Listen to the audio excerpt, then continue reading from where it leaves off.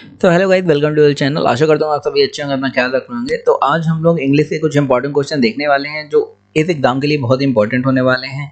तो दोस्तों, I hope आप सभी का पेपर अच्छा हुआ होगा। आज का पेपर जैसा कि मैंने बताया कि ठीक रहा था, ना ज़्यादा टफ ना ज़्यादा सिंपल।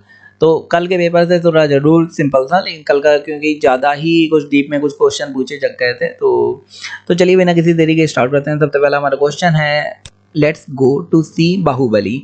देखिए, यहाँ खाली क्वेश्चन और आंसर देखने के लिए आप नहीं आते हैं। यहाँ आप, जैसा कि मैंने बताया कि बहुत सारे क्वेश्चन आप कितने ही देखेंगे, तो यहाँ पे क्वेश्चनों को समझिए कि आखिर बन कैसे रहा है। अगर आपको बेसिक क्लियर हो गए तो अपने आप ही आप पूरा पेपर करके आएंगे।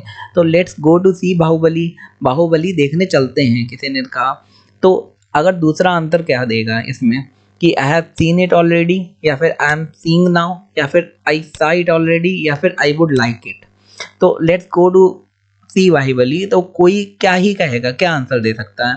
जाहिर सी बात वो आंसर देगा अगर उसने देख ली होगी, I have seen it already, मैं इसे ऑलरेडी देख चुका हूँ। आई एम सीइंग नाउ, मैं इसे देख रहा हूँ। कोई सिचुएशन ऐसी नहीं होगी अगर आपसे कोई पूछे और आप देख रहे हो किसी कंडीशन में, और जो देख रहा होगा वो मोबाइल में बताएगा नहीं। आई सा इट ऑलरेडी, मैंने ऑलरेडी देख ली है, तो सा नहीं लगाते हैं उस कंडीशन में, हैव सीन लगाते हैं। ये कौन सी टेंस है? ये प्रेजेंट परफेक्ट टेंस है। आई वुड लाइक इट, मैं उसे पसंद करूंगा। पूछा कुछ और जा रहा है, आप बताएंगे आई वुड लाइक इट, ऐसा तो नहीं होगा, तो ये रॉन्ग हो जाएगा। तो I have seen it already, ये करेक्ट हो जाएगा। आगे देखते हैं, दूसरा क्वेश्चन है। दूसरा क्वेश्चन कह रहा है कि have you ever met Tom Cruise, क्या तुम कभी टॉम क्रूज से मिले हैं? तो आंसर किसने दिया? No, I have never met. यहाँ पे इसके बाद क्या होगा? मेट के बाद जाहिर सी बात हिम होगा। टॉम क्रूज जाहिर सी बात एक मेल है, सिंगल है, तो सिंगल के लिए हम लोग क्या लगाते हैं? हिम लगाते हैं जब लास्ट में यूज होता है। हिज लगाते हैं जब बीच में यूज होता है, लास्ट में यूज होने के लिए हिम लगाते हैं। तो नहीं, मैं उससे कभी नहीं मिला हूँ, उससे के लिए क्या लगाएंगे? हिम। इट लगा नहीं सकते, इट निर्जीव वस्तुओं के लिए कर लगाते हैं। देम बहुत सारे की बात नहीं हो रही, एक टॉम क्रूज की बात हो रही है। और हर लगाएंगे नहीं, क्योंकि वो फीमेल के लिए लगाते हैं। आगे देखते हैं, क्वेश्चन है कि dash he invited me, I would have attended his birthday party. तो यहाँ पे आंसर क्या होगा? हार्डली हैड, या फिर हैड बेटा, या फिर इफ। तो यहाँ पे आंसर क्या होगा? यहाँ पे आंसर होना चाहिए हैड। क्यों होगा यहाँ पे आंसर हैड? क्योंकि यहाँ पे लिखा है हैड ही इनवाइटेड मी, उसने मुझे इनवाइट किया था। I would have attended his birthday, और मैंने उसकी बर्थडे पार्टी अटेंड करी। तो उसने इनवाइट किया था, तो हार्डली हैड, ये तो कुछ बना नहीं। हैड बेटा, यहाँ पे ये भी कोई सुटेबल नहीं बैठा। इफ ही इनवाइटेड मी, अगर वो इनवाइट मुझे करता और मैंने उसकी बर्थडे पार्टी को अटेंड करा था, ये मैच नहीं कर रहा, जो दोनों मैच करेंगे उसी करेंगे। हैड यहाँ पे लगेगा, पास्ट परफेक्ट टेंस है हैड। आगे देखते हैं, क्वेश्चन दिया है द एथलीट हु डैश है the games are card competitors. तो द एथलीट हु क्या होगा? एंटर या एंटर्ड, वाइल एंटरिंग या आर। तो यहाँ पे एंटर्ड होगा, सिंपल सी बात है। कहीं कहीं कहीं पे सेकंड फॉर्म लगती है, जब आप सेंटेंस पढ़ेंगे तो आपको खुद ही समझ में आ जाएगा। तो जैसे लिखा द एथलीट्स हु एंटर्ड, वो एथलीट जो एंटर हुए गेम में, आर कार्ड कंपिटिटर, उन्हीं को कंपिटिटर कहते हैं। तो यहाँ पे एंटर्ड हो जाएगा। एंटर लगा के देख लीजिए, नहीं बनेगा। वाइल एंटरिंग, जब एंटर हो रहे थे उसका कोई मतलब ही नहीं। Are, the athlete who are the games, ये तो हो ही नहीं सकता, एथलीट गेम नहीं हो सकते। तो एंटर्ड यहाँ पे करेक्ट हो जाएगा आपका। आगे देखते हैं कि व्हेन यू वर यंग, जब तुम जवान थे, dash you climb a tree, तुमने एक पेड़ में चढ़ाई करी। तो यहाँ पे इसका क्या हो जाएगा?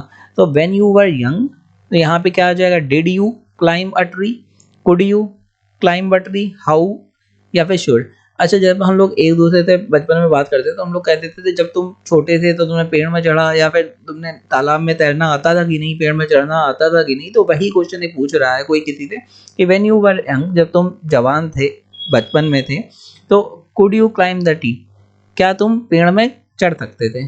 तो did you climb a tree यहाँ पे नहीं होगा, क्योंकि क्या तुमने पेड़ में चढ़ाई करी, सेंटेंस तो ठीक निकल रहा, लेकिन बचपन की बात कोई अभी क्यों पूछेगा? यहाँ पे हाउ, तुमने पेड़ में चढ़ाई कैसे करी, ये कोई मतलब नहीं निकल रहा है यहाँ पे। और शुड, तुम्हें पेड़ में चढ़ाई करनी चाहिए। तो यहाँ पे कुड का सबसे सही मीनिंग निकल रहा है। जिसका सबसे सही मीनिंग निकलेगा, जाहिर सी बात वही हम लोग लगाएंगे। आगे देखते हैं, क्वेश्चन दिया है they are two brothers but dash of them is hard working. They are two brothers, वो दो भाई हैं, बट जाहिर सी बात यहाँ पे होगा none of them is hard working, दोनों में से कोई भी हार्ड वर्किंग नहीं है, मेहनती नहीं है। या फिर ईदर हो सकता है, ईदर माने कोई भी, या फिर नीदर हो सकता है मतलब कोई नहीं, या फिर एवरी हो सकता है। तो सबसे सुइटेबल कौन था इसमें? नन भी हो सकता है, नीदर भी हो सकता है। तो इन दोनों में भी मोड सुइटेबल कौन सा है? वो है 3 नंबर वाला जो है हमारा नीदर। तो neither of them are hard working, they are two brothers, वो दो भाई हैं but neither of them is hard working, क्योंकि दो ही भाई हैं इसलिए नीदर का यूज कर रहा है। आगे देखते हैं, he has no girlfriend, he here girl is used as, यहाँ जो सेंटेंस दिया है ही हैज नो गर्लफ्रेंड, उसकी कोई गर्लफ्रेंड नहीं है, तो यहाँ पे गर्ल किस तरीके से यूज हुआ है?